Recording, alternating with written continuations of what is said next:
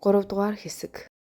Яахаа мэдгүй хүсэж орхисон Юмиг Ана бүр лавшруулан харан шууд таниж орхих нь тэр. Ана түүнээс удаан уулзсангүй шүү. Энд ажиллаж байгаа мүү гэж асууна. Балмагцсан тэрбээр юу ч хариулсангүй. Тэгээд Ана түүнээс хариулт хүлээлгүйгээр шууд л үнтэй гутлыг нь хараад энд амьдардаг болохыг мэдж авна. Юмигийн гэрийн 23 давхар дээр лифт онгооход давхараа анзаарах цөхөөгүй хүсэж орхисон Юмиг Ана буухгүй мүү гэж хэлнэ. Түүнийг буусны дараа Ана ёжтой аргагүй харан үлдэнэ. Ийм явдал болно гэж төсөөлөжгүй явсан Юми гэртээ орж ирэн шокийн байдлаасаа гарч ядна. Гэхдээ нэг зүйл нь Юмигийн хэдэн жилийн өмнөх хулгайг Ана мэдээгүй байлаа. Үзэгдэл солигдоход Живон ажлын шугамар нэгэн хүнээс ярилцлага авахар хүлээн зогсоно. Гэтэл тэр хүн нь Юмигийн хуучин найз залуу нь байлаа. Нэг сургууль байсан болохоор тэр хоёр ч бие бинийгээ танин хэсэг хугацааг ярилцсан өнгөрүүлнэ. Юмигийн хуучин найз залуу гадаадад бизнес эрхэлдэг байх ба түр хугацаанд Солонгост ажлын шугамар ирсэн байлаа. Тэр хоёр хөнхөөн зүйлс ярилцсан ярилцлагаа дуусгана. Дүрс шилжихэд Юмигийн нөхөр Жихүүн сонгуульдаа нэр дэвшин үг хэлж байх ба харин Юмигийн бодолд саяхны явдал нь санаанаас нь гарч өгөхгүй сэтгэлийн зовоо. Сонгуулийн танилцуулгын дараа гишүүдэрээ бүгд хоол идцгэн суuna. Жихүүнийг хаач явсан бэлэг тэмдэг болон суух Юми Жихүүний улс төрийн нэгэн гол бүрэлдэхүүн мэт. Анхнаасаа л Жихүүн гэрлэх хүн хайж байна гэсэн нь улс төрийн ашиг сонирхлын бодолтой байжээ.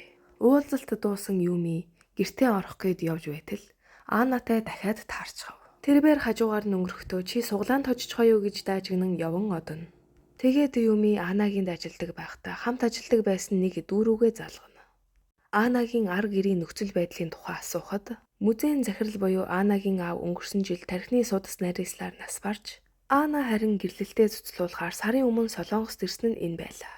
Юми ажил дээрээ хүртэл тархаа мартан яах вэ гэдэг бодол толгоонд нь эргэлдэнэ. Тэгээд Живоны амардаг өдрийг гинт санаад дахиад хамт идэхээр авч очино. Юми Живоноос яагаад улс төрийн сэтгүүлч болохыг хүссэн юм бэ гэж асууна. Тэгтэл Живон улс төрд гарсан хүмүүс байнга л худлаа ярина. Худлаа ирсэн баригдахаар ард түмнээсээ уучлалт хүсч мэддэггүй. Тийм болохоор үүнийг олон түргэх над чиг хүн хэрэгтэй шүү дээ гэсэн утгатай зүйл ярина. Үүнийг сонсон Юмигийн царай бүр л барааж орхилоо. Оройн гэртээ орж ирэхэд түүний нөхөр Жихүүн хан өрөмдөн хурмын зураг өлгөж байлаа. Юми Жихүүн тандан хоёулаа нүүж болохгүй юм уу? Цон хонгоодог гэрт амьдрмаар байна гэхэд бүх хүмүүс л ийм газар амьдрахыг хүсдэг шүү дээ гэж хэлэн түүний яриаг тоосонгүй. Тэгээд Юми би Живонтой уулзаад ирлээ. Түүний ажлын байр нь жоохон тийм юм шиг байна. Чи түүнийг аятайхан том компанид улс төрийн сэтгүүлчээр оруулаад өгөөч гэхэд тэр асуудалгүй харин чамд тавих болцол байна. Улс төрд нөлөө бүхий хүмүүсийн эхнэрүүдтэй уулзаж сайн дотонс гэж хэлэн Юмиг бас л улс төрийнхөө нэгэн эд хэрэглэгдэхүүн болгон ашиглана. Үүний дараа Живоны утсанд шууд дуудлага ирэн түүний орох гээд орж чадахгүй байсан компаниас шууд ажлын санал хүлээж авна. Юми нөхөртэйгээ лифт рүү ороход Анагийн ээж лифтэн дотор утсаар ярьж байлаа. Гэмт хүн гэлбэлзэн гихчээр Юми бас л нүүр буруулан байж ядна. Анагийн ээжийн ярианаас сонсоход тэднийх аав нас барснаас хойш нэлээн өрөнд орсон нь сонсогдно. Тэд доороо гараажтай хүлээж байтал тэдний жолооч нь жоохон хоцорч ирэв. Жолооч уучлаараа захирлаа замд осол гараад хоцорчлоо гэхэд Жихүүн түүнийг элдв янзын үгээр зэмлэж байснаа шууд л түүний хөл рүү өршгөлөн зодож эхлэнэ. Юми түүнийг болооч гэхэд чи зүгээр дуугаа тийшээ зогсож бай гэж тушаав. Юми энэ хугацаанд Жихүүний жинхэнэ төр төрхийг одоо л мэдвүү гэлтэй харагдана. Тэгээд Жихүүн жолоочийг зодож дуусаад та ажлаас халагдсан гэж хэлээд машина унан давхин одлоо. Үзэгдэл солигдоход Юми гэртээ орохоор лифтний өмнө ирсэн байв. Лифтний тоог харахад дээрээс бууж ирж байгааг мэдэн Юмид айдас төрнө. Юми ямар ч эргэлзээгүйгээр 23 давхар руу шатаар алхахаар шийдлээ. Энэ мэтчлэн тэрбээр Анатай таарчгүй гэсэн айдастайгаа нүүр тулж ядан өдөр болгон шахуу шатаар алхахыг сонгодог байв.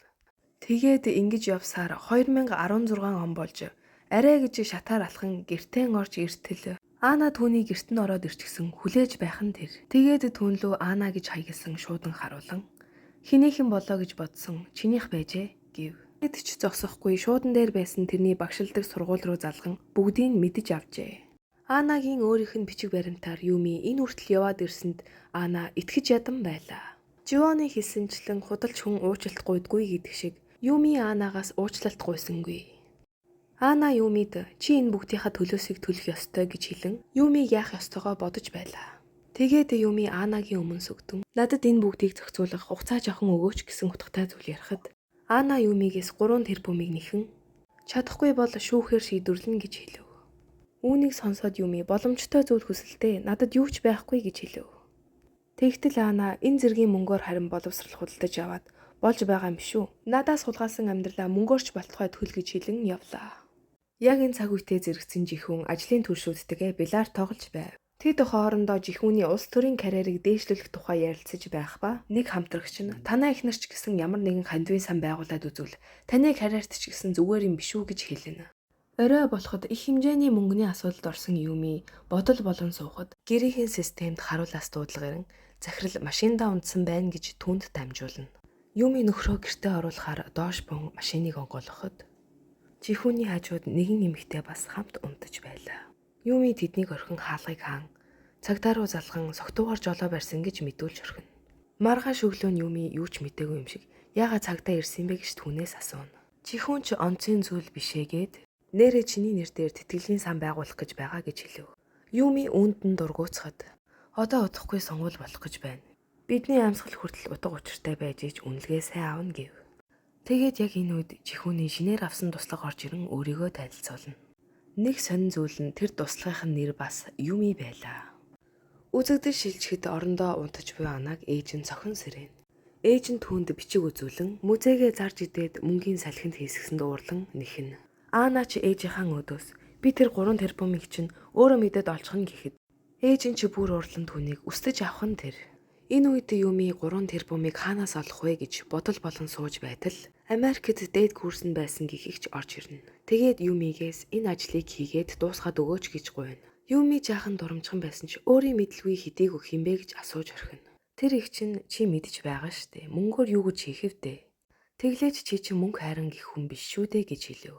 Нөгөө талд жихүүн хотын даргын сонгуулийнхаа хувийг харж байх ба өрсөлдөгч нам нь түүнээс 0.4% зөрүүтэй байгаад сэтгэл дундуур байлаа. Тэгээд Юми гэртээ ирсэн байх ба үйлчлэгч нь түүнд эцэгтэй манай хүү маргааш гинт хагалгаанд орох болчихлоо. Маргааш нөгөөдөргээд 2 өдрийн чөлөө төр авч болох уу гэж гуйв. Юми өөрийнхөө дураар ингэж чөлөө авч болохгүй шүү дээ. Маргааш оройны гэрт болох уулзалтыг яа гэв. Үйлчлэгч миний оронд сүүжин ирнэ. Та танин штэ гэхэд Юми гинт амар уурлан үйлчлэгч рүү баахан хашигчж орхих нь тэр. Уг дүр зураглалаас үзэхэд Юмигийн хэдэн жилийн өмнө захиралдаа загнуулан гутамжигт байдалд орж байсан үйл явц яг адилхан санагдана.